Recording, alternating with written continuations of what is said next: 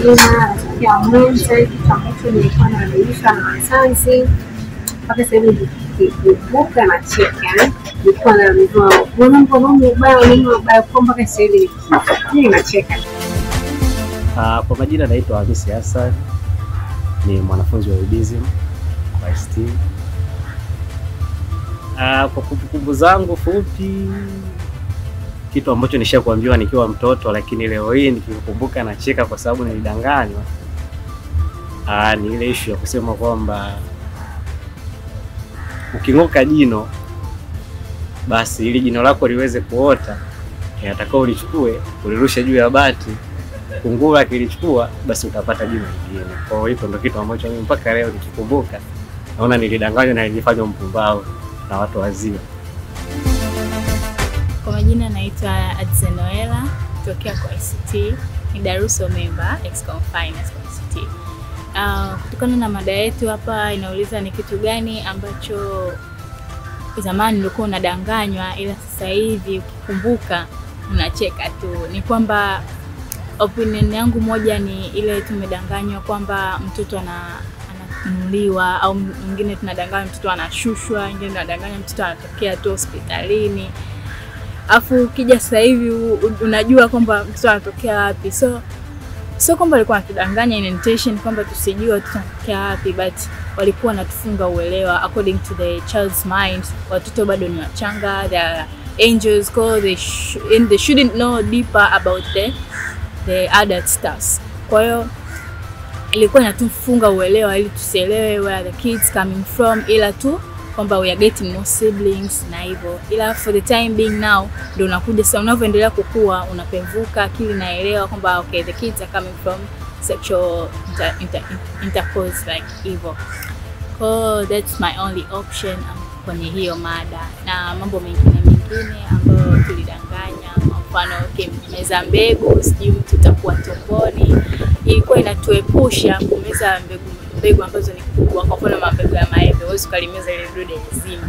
Kwa hiyo inatuepusha. Hata hivyo walikuwa wanafanya preservations of products, crops. Kwa hiyo zile mbegu walikuwa wanazitumia kupanda mimea mingine. Kwa hiyo they are not allowing you to kumeza ili wapate more products for them.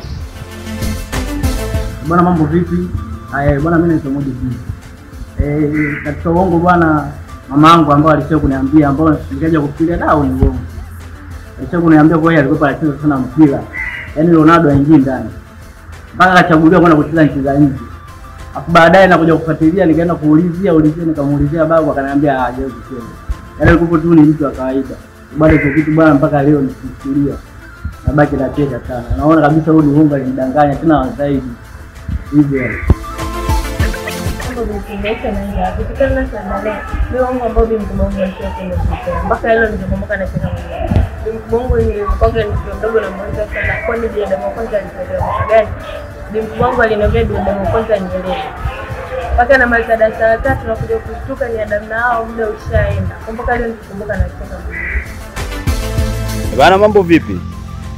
Naitwa Kaka Seti, natokea Iringa.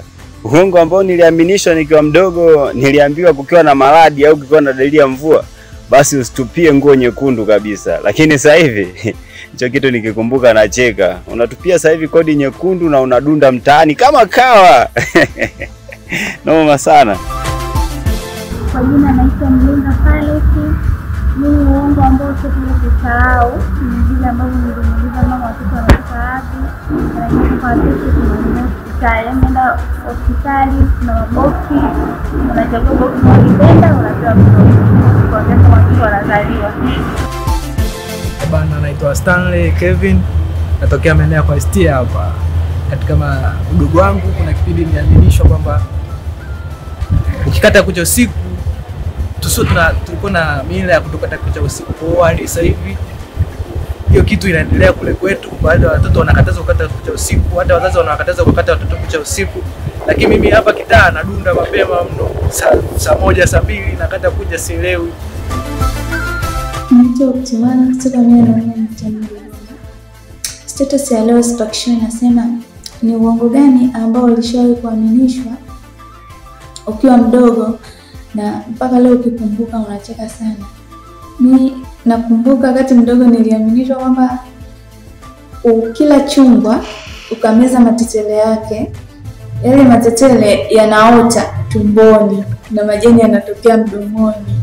Nilipokuwa mkubwa nilijiuliza hicho kitu. Nilitokea hivyo. Kwa majina naitwa Junior Zubeli, mwanafunzi wa UDSM College ya KST.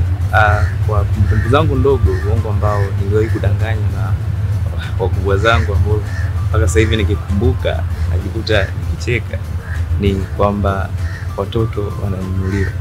Hii situation nikikumbuka cheka sana.